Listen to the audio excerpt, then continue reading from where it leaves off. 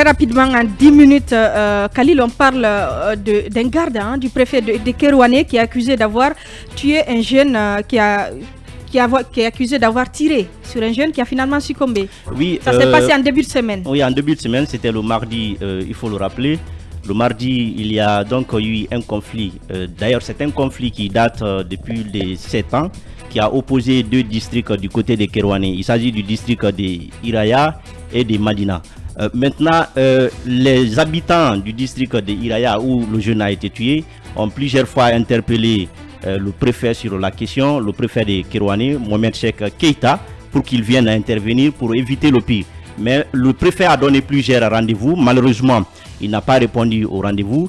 Maintenant, une fois, il avait interdit qu'il y ait l'exploitation sur une parcelle parce que le conflit est lié à un domaine. Donc, il a interdit l'exploitation du domaine. Mais puisque, selon les habitants d'Iraya, il y a les habitants de Madina qui avaient déjà commencé l'exploitation de la parcelle. Ils ont donc interpellé pour une fois encore le préfet pour lui dire voilà, vous nous avez interdit l'exploitation du domaine, mais aujourd'hui nous constatons avec regret que les habitants de Madina continuent d'exploiter. Donc le préfet a donné encore un autre rendez-vous, ça c'était bien sûr le mardi qui serait là à 8h, que tout le monde se rencontre au niveau sur le lieu pour qu'il puisse intervenir entre les deux camps. Malheureusement, le préfet n'a pas été là à l'heure indiquée et déjà les habitants des deux districts étaient sur les lieux.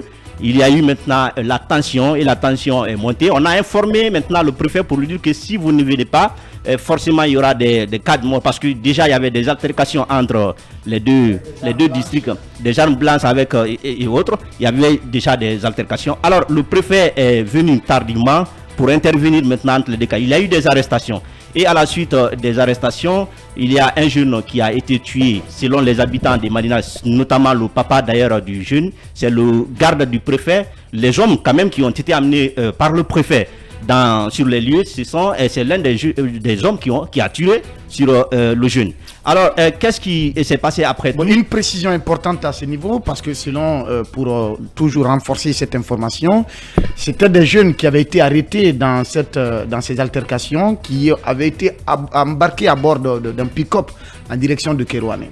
Donc ces jeunes se seraient évadés d'une certaine manière et tentant de prendre de fuir, et que le soldat en question aurait envoyé un premier coup qui ne l'a pas atteint, 2 fois qu'il ne l'a pas atteint, et le 3e coup directement a atteint la cible. La question, on n'a pas besoin de tirer sur quelqu'un pour l'arrêter, c'est très grave. Elle est très sensible, je n'ai pas voulu entrer en profondeur parce que j'espère que les autorités vont y faire enquête. Maintenant, déjà, le corps, les autorités, le préfet et son équipe ont abandonné le corps sur les lieux et les habitants d'Iraya avec le papa ont pris le corps du jeune pour amener à la préfecture pour dire que le corps appartient au préfet. C'est le préfet Mohamed Cheikh Keita qui devrait s'occuper du corps. Donc ils ont carrément refusé de procéder à l'inhumation parce que pour eux le corps appartenait au préfet.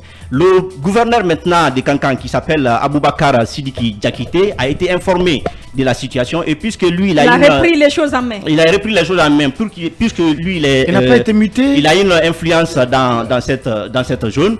Il a entrepris une médiation. Il a essayé donc de rencontrer la famille éplorée pour leur demander pardon d'abandonner l'affaire et il a apporté avec lui 5 sacs de riz avec 10 millions de francs guinéens. Donc maintenant, je menais quand même des enquêtes pour comprendre où en est-on avec ces dossiers, où est le militaire qui est accusé d'avoir tiré sur le jeune. J'ai donc appelé le procureur du côté de Kerouané qui s'appelle Ousmane Sanon, procureur près le tribunal de première instance de Kerouané.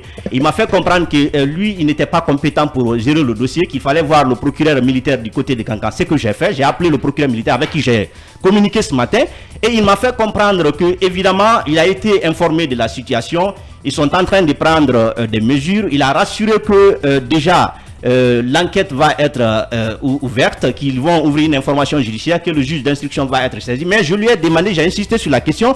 Alors à ce jour, qu'est-ce qui a été fait? Est-ce que le militaire est à votre disposition? Où se trouve réellement le militaire qui a tiré sur le jeune? Sauf que je n'ai pas eu de réponse à ce niveau parce qu'il y avait beaucoup de flou, il faut dire, à ce niveau. Maintenant, je voudrais terminer sur un fait, parce que ce n'est pas le premier cas de mort du côté de Kerouané. On a banalement abattu aussi un jeune, ça c'était le 5 mai 2021, ça c'était sous l'ancien régime Alpha Condé, ça c'était une simple manifestation d'un groupe de 10 personnes, on a banalement tiré sur le jeune et jusqu'à présent le dossier là est abandonné, le jeune s'appelait Mohamed Tal qui faisait la 10e année, personne n'en parle. Donc les populations de Kerouané, notamment les villages environnants, craignent aujourd'hui que ces dossiers aussi soient abandonnés parce que déjà nous avons affaire avec un préfet selon plusieurs témoignages qui a imposé sa suprématie dans la préfecture de Kerouané et qui se vante même de dire aux populations qu'il est de la même famille. Est-ce que vous avez essayé d'entrer en contact avec le préfet d'avoir rappelé cela. Hier, j'ai appelé le préfet. Dès que je lui ai parlé, je lui ai dit que je l'appelais pour lui expliquer, pour comprendre qu'en est-il, parce que les citoyens l'accusent et quelle est sa version. Il m'a raccroché directement, il m'a dit qu'il n'était pas prêt à parler, il m'a raccroché. Donc, j'ai recoupé les informations. Donc, le préfet se vend de dire aux populations qu'il est de la même famille que le président Mamadi Doumbouya. Donc, c'est le slogan qu'il a dans la ville. Quand vous parlez, il dit qu'il est du... La famille militaire ou... Non, il dit qu'il est de la même famille que Mamadi Doumbouya. Famille biologique. Il s'appelle Mohamed Cheikh Keita. On a les images ici, vous pouvez voir avec la régie. Il y a toutes les images, non seulement des sacs de riz, mais aussi de 10 millions de francs guinéens qui ont été amenés avec le gouverneur Aboubakar Sidiki Diakité et qui demande à la famille du défunt d'abandonner cette affaire. Est-ce qu'elle a pardonné? Est-ce que la famille a abandonné? La famille, bien aussi de rappeler cela, parce que le jeune, il était le fils unique de ses parents. C'est lui qui s'occupait de sa famille. Il a aussi sa photo ici. Ali Kourouma va nous aider à voir son image. C'est lui qui s'occupait. Il travaillait aussi dans une société chinoise. Donc il prenait non seulement sa famille en charge, mais il était aussi son mariage était annoncé le mois prochain, c'est-à-dire au mois de juillet. Il devrait se marier. Aujourd'hui, il a été abattu et son papa a eu un accident dans une mine d'or. Donc, il a perdu, son pied a été amputé. Donc, pratiquement aujourd'hui, il ne peut rien faire. C'était l'espoir de la famille. C'était un espoir pour la famille. Mais puisque vous voyez dans la pauvreté dans laquelle la famille se trouve, et finalement, quand vous envoyez 10 millions avec 5 sacs de riz à une telle famille, pour les faire oublier, parce que c'est cela, pour les faire oublier de l'incident qui a été causé. Et qu'est-ce qu'on a fait du militaire? Il faut que la justice soit rendue. On a aussi compris, pour terminer, que désormais c'est possible que quand un militaire ou bien une force, un membre des forces de sécurité, un agent des forces de sécurité tue sur une personne, on peut envoyer bien sûr 5 sacs de riz avec 10 millions de francs guinéens. Donc j'interpelle le ministre de la Justice. C'est pas mauvais d'envoyer. Il n'y a même pas eu ça. C'est très mauvais.